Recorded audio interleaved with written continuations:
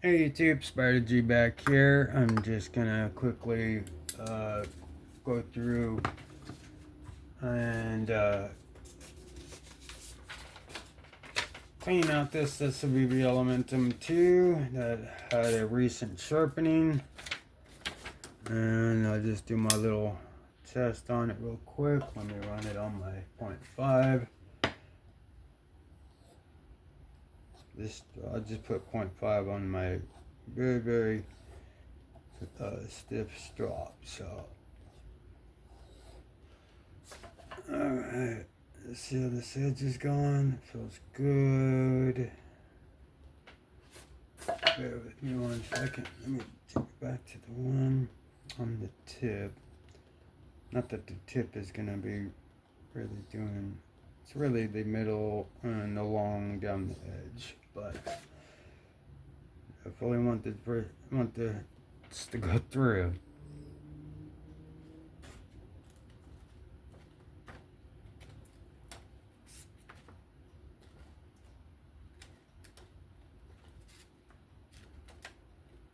Do I need to turn it over?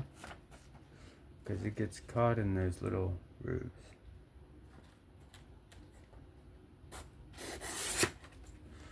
There we go. So that passed that test. Now we can go ahead and disassemble, clean this button off. Very simple knife to take apart, keep clean. T8 and Nitro V as well. You don't need to take the clip off at all. You just take these 2 body screws out. And there.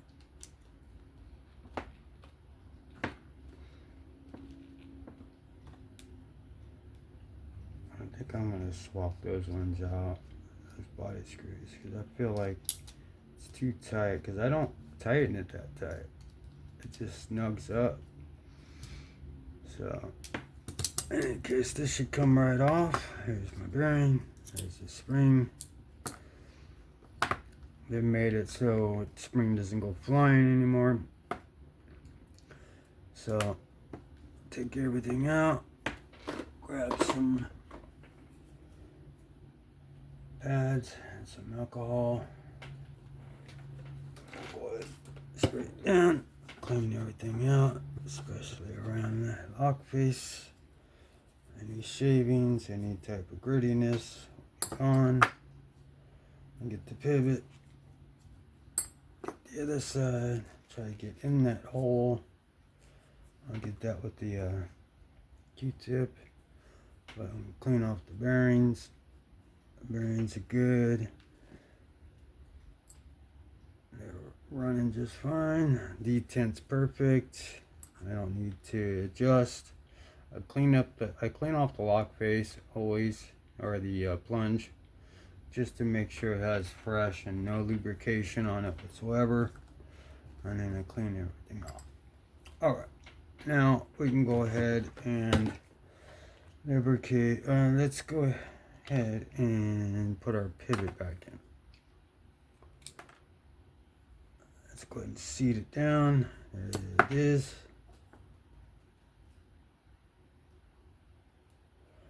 Sometimes I'll just hold on to the pivot. When it's seated, I'll hold it and it press down. Alright, so now let's go ahead and lubricate these bearings. Again, I'm trying to keep these videos 10 minutes and less on these ones. If it's something more important, and well, on these I kind of segued into something different. I take the access lubrication from the plunger and just kind of wipe everywhere where there's going to be surface to surface. And I don't remember if I did this one or not, but I'm going to do it anyway. Alright, so that's in there. Everything's pretty much good to go. Let me go ahead and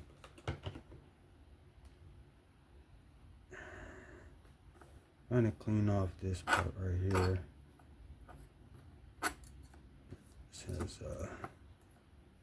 too much lubrication. I don't want it on its lock face, because there's no detent hole or anything like that, so you don't want any type of lubrication on your lock face, and that's your lock face right there. So, and that's why I did that with the plunge, so as dry as you can get, the better. And then I always kind of just smash that, because if you do it with a Q-tip, not that the G10 will push out or anything, it's just less aggressiveness in there. And then just let the bearings, you know, just juice up the bearings and let the bearings do the work. Alright, so that's it. No heavy whatsoever. And if you can kind of see, I always like to show how to put together a plunge lock. You just kind of lift it a little bit to where there's a gap and you could fit the button into play, and at the same time you're getting that groove in there to go into the blade stock. So you kind of angle it in and then turn the blade to where the blade is in the groove. Now it's kind of like that. So it's, you know, just imagine it closed, that's it. But sometimes you'll have to go at an angle, but once you're in there, you're in there. And then the way this one is, it just sits right up on top, up front and center, at attention, ready to go. A lot of them fall over and have problems trying to keep it lined up. Not this one. Not a lot of the ones that I feel are, you know, solid and safer are these ones that are pretty tight tolerances, pretty tight fit and finish. So we're gonna go ahead and complete this and push down and line everything up at once. Kind of push down, you feel the button, you see that you're in, it's seating all the way down. So you just put some pressure, lock it up, take the tension off, and then you can press the button, but make sure your hands are out, keep it pinched. Go ahead and put in your pivot screw, and you could tighten it to wherever. I just kind of almost get it to where I like it, but not all the way. That way I could adjust it later after this. I'm gonna go ahead and just leave that screw in there at this point. Maybe I'll do that another time, but just wanted it snug. This one will go back in, and just the snugness. There we go. Didn't even have to touch the pocket clip. So there's also one thing that I add at the end too, not just cleaning off the lock face, but I'll get it to my liking.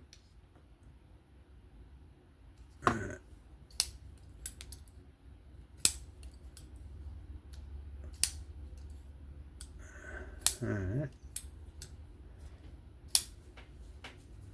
Feels good. But, yep, I could tell. Because it didn't feel solid. Felt a little floppy. And that might be a little tight. So, back it off just a scotch. Poor dog back there having breathing problems. Those type of breeds do. The reindeer chihuahua. Alright.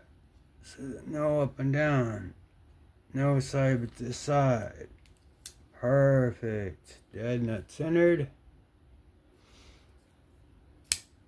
This is a really good Elementum. Nitro V was a dream to sharpen, came out wickedly. And then the last thing I like to do, you know, is take this spray and spray.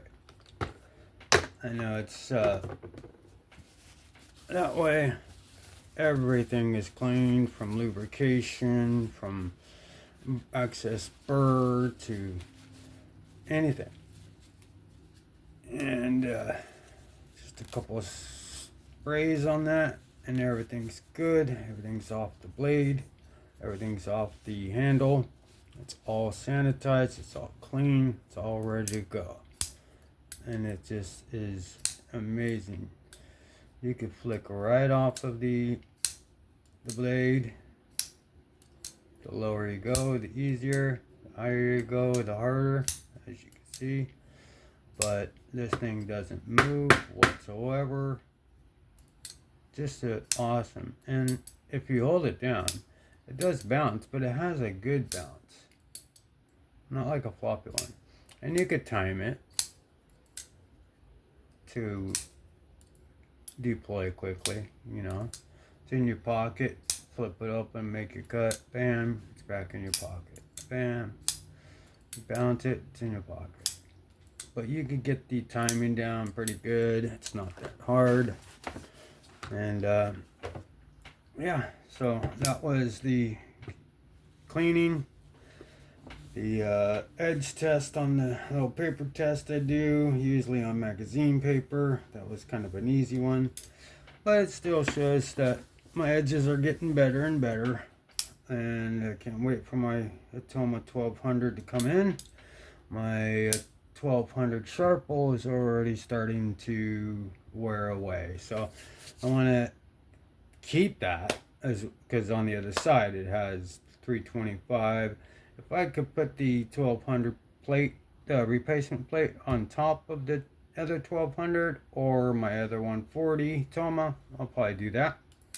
That way I have all sound. I'll probably put it on the back of the 140 Toma, since both those plates, I'll have a 140, 400, 600, 1200, and then on the Sharple I'll have a 1200, 325.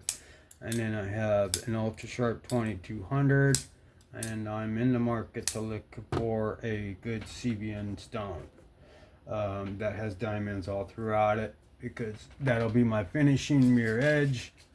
The 22's been working out great, have been doing a lot of pressure. But if you found this interesting, please give me a like, comment, have fun, be safe. I'll catch you on the next one. Peace.